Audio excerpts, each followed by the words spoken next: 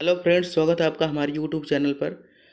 आज हम लोग अनुपात के कुछ इम्पोर्टेंट क्वेश्चन देखेंगे जो अक्सर एग्ज़ाम में देखने को मिलते हैं।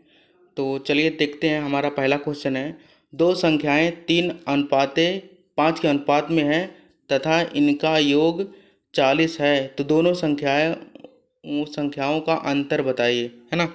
हमको ये जो अनुपात है इसका योग दिया है, तो 3 और 5 का योग क्या होगा, हम लोग करेंगे 3 और 5 का योग हो जाएगा 8। तो 8 का जो अनुपात योग दिया है ये क्या दिया है, 40 दिया है।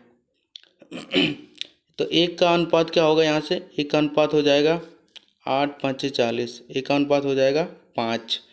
कह रहा है दोनों संख्याओं का अंतर ज्ञात कीजिए। तो दोनों संख्याओं का अंतर निकालने के लिए हम लोग क्या करेंगे, 5 और 3 का अंतर यहाँ पे क्या हो रहा है, 5 और 3 का अंतर 2 हो रहा है। 5 और 3 का अंतर 2, तो एक का अनुपात 5 और 2 का अनुपात क्या हो जाएगा, 5 दूनी 10 हो जाएगा, है ना। तो हमारा जो राइट आंसर है वो क्या होएगा, 10। अगला क्वेश्चन है, दो संख्याएं 3:5 के अनुपात में हैं, यदि उन दोनों में 6 जोड़ दिया जाए तो अनुपात 2:3 हो जाता है, वे संख्याएं क्या हैं। तो देखिए हमारे पास ये अनुपात दिया है 3:5। कह रहा है कि इसमें हम लोग दोनों में 6 जोड़ दिया जाए तो इसका अनुपात जो है 2:3 हो जा रहा है। तो बढ़ करके क्या हो जा रहा है, 2:3 हो जा रहा है।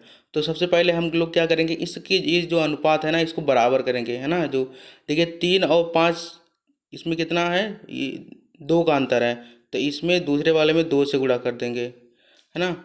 और 2 और 3 में कितने का अंतर है, 1 का अंतर है, तो इस पहले वाले में 1 से गुणा कर देंगे।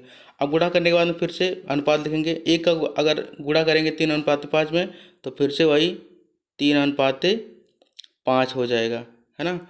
और अगर 2:3 में 2 से गुणा करेंगे तो 2 दूनी 4 और अनुपाते और 2 3 6, है ना। तो 3:5 से 4:6 हो गया, मतलब 3 से 1 बढ़ रहा है 4 और 5 से 1 हो गया 6।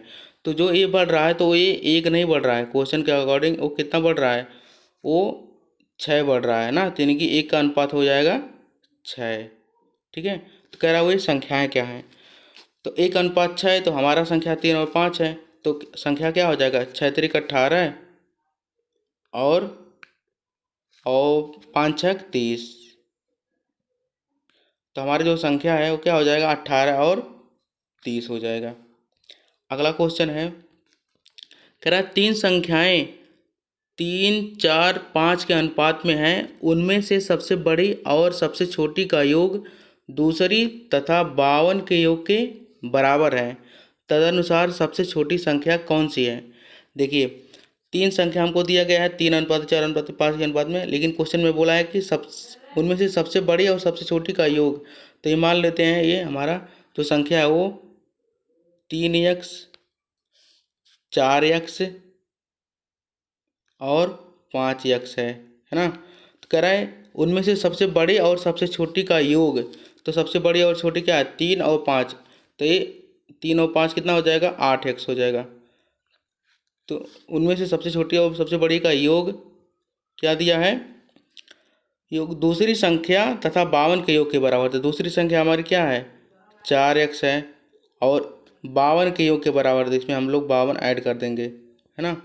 अब यहाँ से इसको पक्षांतर करेंगे तो ये हो जाएगा 4x बराबर 13, यानी कि जो x का मान है वो हमारा सॉरी x 13 नहीं होगा, ये होगा 52 होगा, सॉरी अभी यहाँ पे 52 होगा, ये हो जाएगा हमारा 52 हो जाएगा, है ना।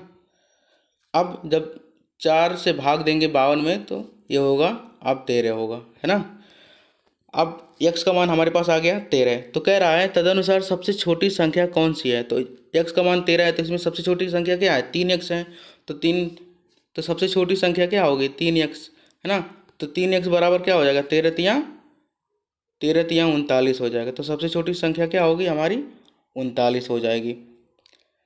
क्वेश्चन नंबर अगला है 4, तो धनात्मक संख्याओं का अनुपात 3:4 है, उनकी वर्गों का योग 400 है, तो संख्याओं का योग कितना है।